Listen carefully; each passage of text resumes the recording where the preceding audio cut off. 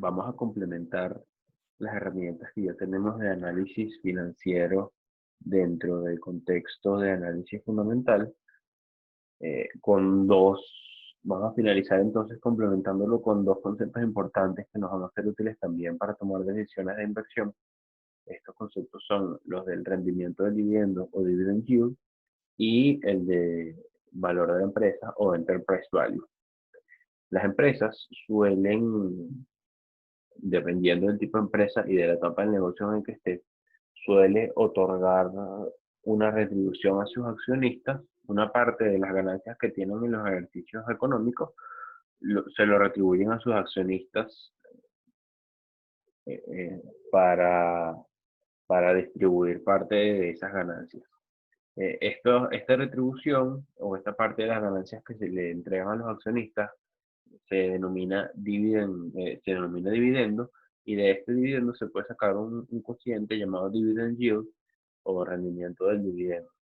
Esto es un indicador que nos muestra anualmente cuánto está pagando la empresa en dividendos con respecto al precio por acción. Entonces nos arroja un porcentaje al dividir los dividendos que entrega anualmente una empresa entre el precio al que cotiza la acción en un determinado momento.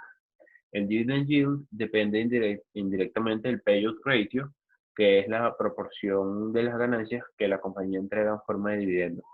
De esta manera, si por ejemplo el payout ratio es 50%, eso nos quiere decir que la compañía está entregando el 50% de su utilidad neta a los inversionistas, a los accionistas, en forma de dividendo.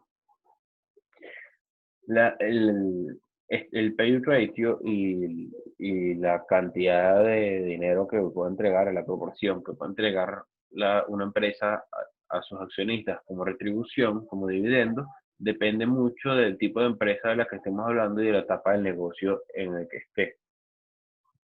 Tenemos que recordar que las empresas necesitan recursos básicamente para invertir en capital fijo, pagar sus deudas, incrementar su caja, etcétera, etcétera. En ese sentido, las empresas maduras, como tienen generalmente menos necesidad y menos posibilidades de inversión en capital fijo, suelen pagar dividendos mucho más altos que el promedio de las empresas de su sector. Si lo vemos en cuanto a sectores, las empresas del sector de consumo básico, utilities, y bienes raíces suelen pagar dividendos más altos que las de otros sectores, en gran medida también por el modelo de negocio que tienen estas empresas, especialmente las empresas de bienes raíces o los REITs, los Real Estate Investment Trust. Su modelo de negocio se basa en obtener dinero del alquiler y la administración de bienes raíces, de bienes muebles, y retribuir gran parte de ese dinero a sus accionistas, que en este caso tienen las acciones del REIT, ¿no? Entonces, bueno, depende entonces, vamos a ver las empresas maduras y del sector consumo básico, utilities y bienes raíces, van a ser las que generalmente van a pagar un dividendo mayor. Algunos inversionistas basan bastante su estrategia en, en los dividendos que puedan obtener de las compañías.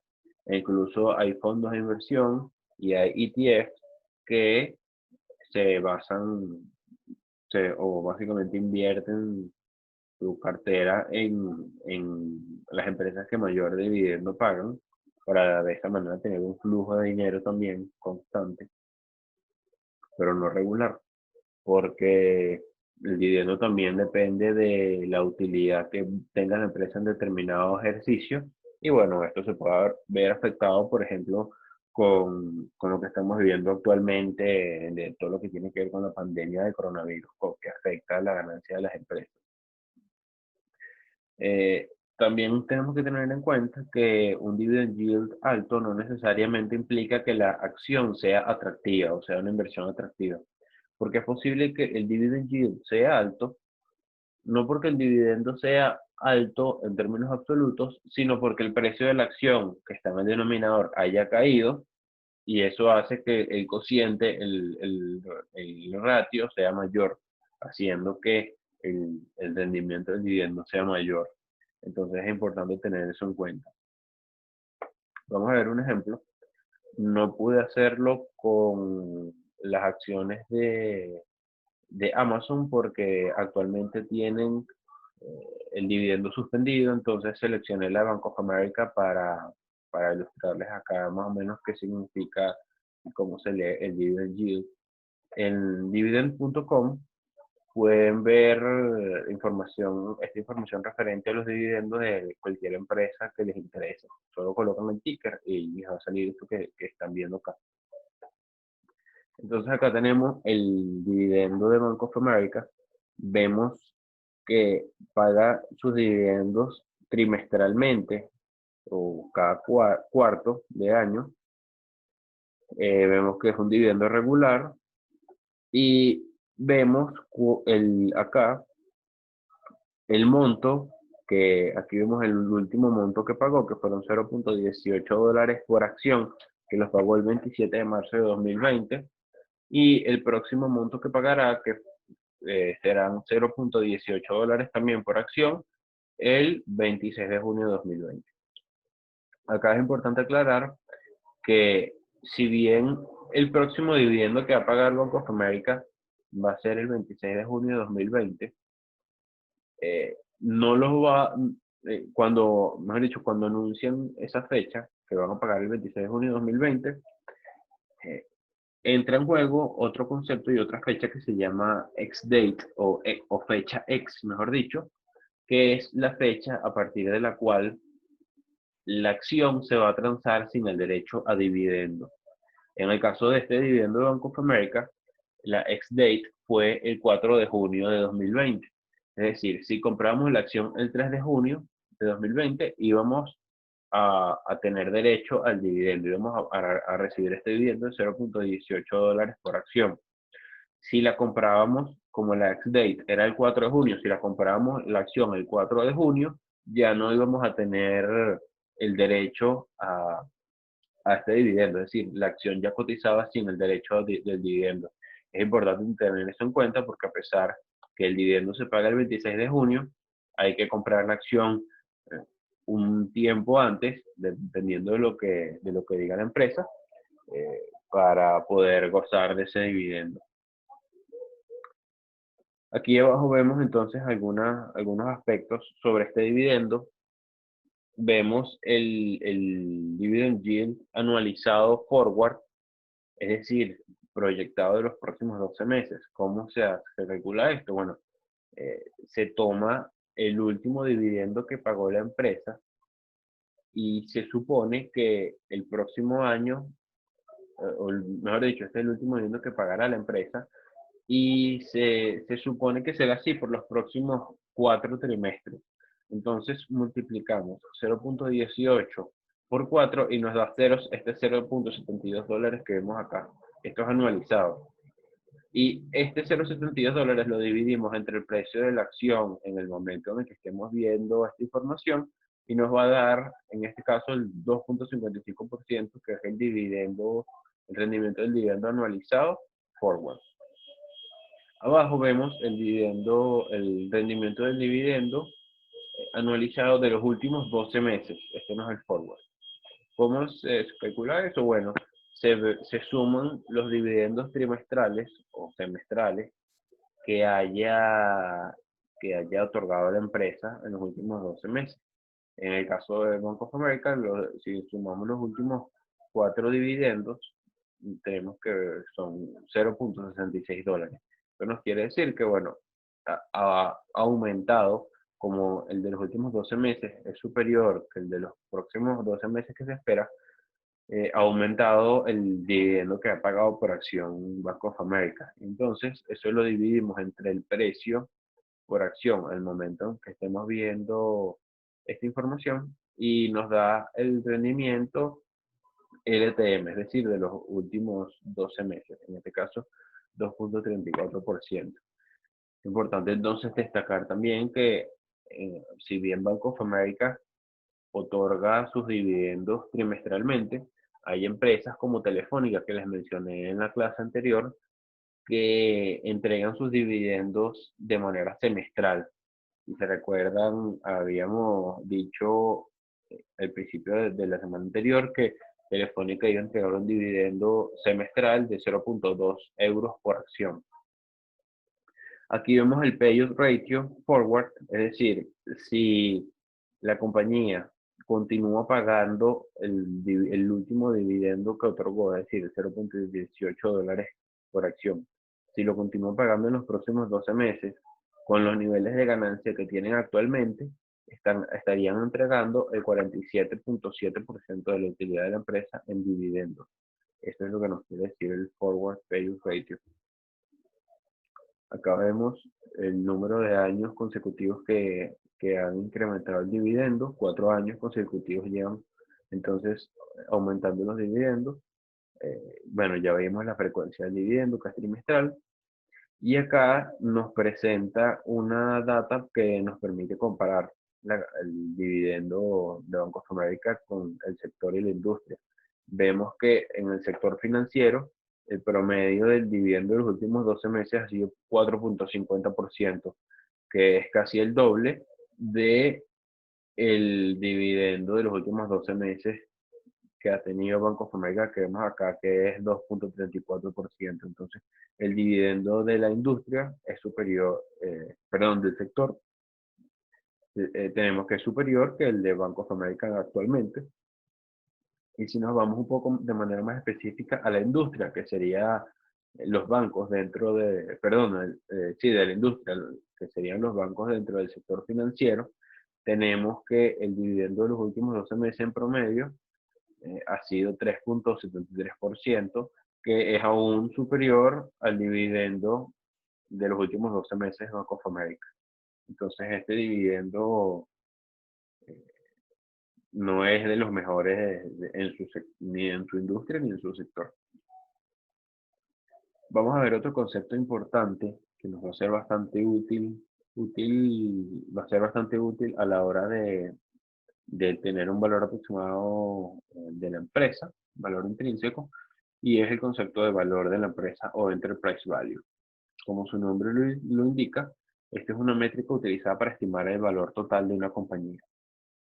Esta, o la razón de ser de esta métrica, es que es bastante empleada para obtener referencias en caso de una adquisición al presentar, bueno, el precio teórico de una empresa, y es teórico, no necesariamente sea el precio por el cual una empresa deba adquirir a la otra en caso de que así desee.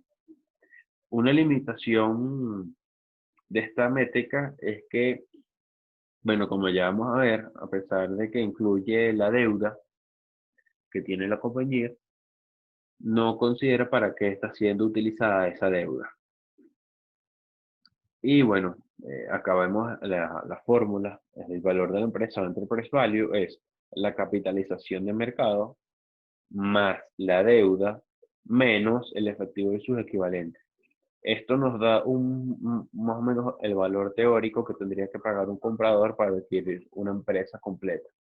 ¿Cuál es la lógica de a la capitalización de mercado sumarle la deuda y restarle el efectivo y sus equivalentes? Bueno, primero capitalización de mercado porque el comprador potencial tendría que comprar todas las acciones en el mercado. Probablemente al comprar una gran cantidad de acciones tenga que pagar un precio superior, una prima, por la gran demanda que estaría realizando sobre el mercado. Le suma la deuda, porque la deuda también tiene que pagarla. En caso de adquirir la empresa,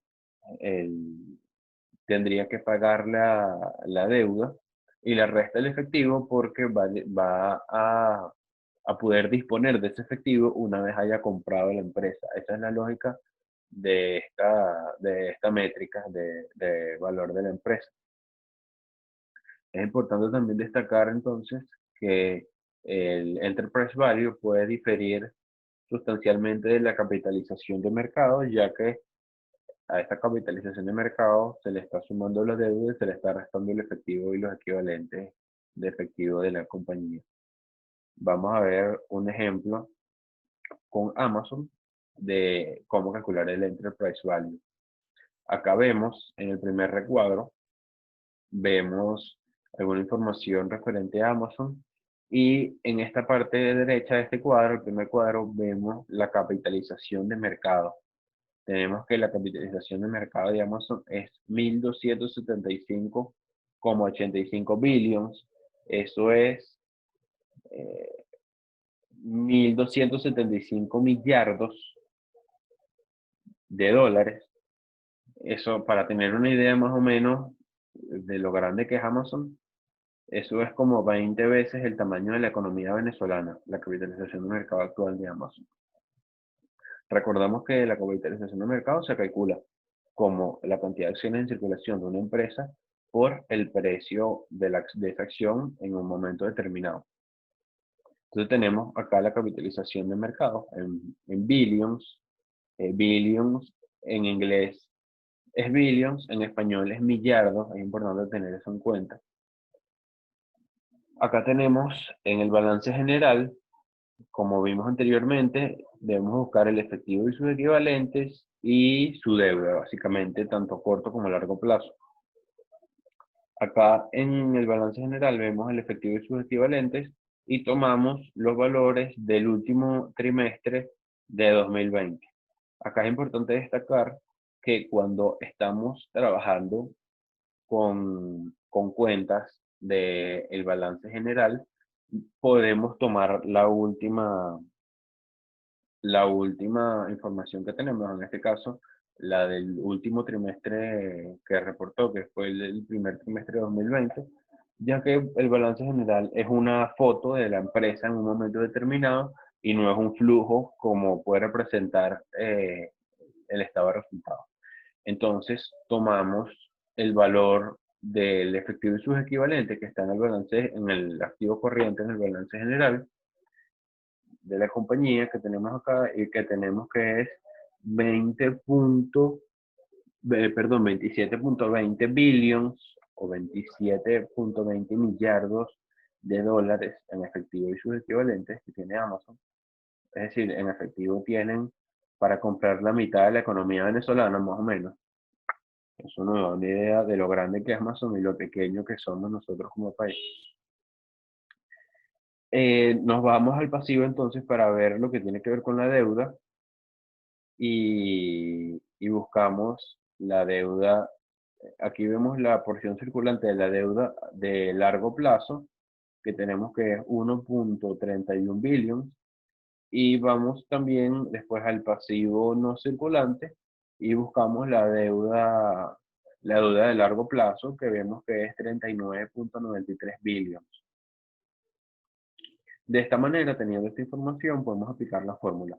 Es importante también esta aclaratoria que le voy a hacer, y es que dependiendo del sitio de información donde estén buscando su información, el valor del Enterprise Value puede cambiar. ¿Por qué? Porque muchas veces estos sitios o estas páginas de información financiera reclasifican algunas cuentas de los reportes que da la empresa para poder tener un histórico más o menos con más o menos sentido. Entonces reclasifican algunas cuentas y es posible que eso genere diferencias entre las cifras que pueda dar una página web y las que pueda dar otra. En este caso, bueno, la estamos calculando nosotros mismos.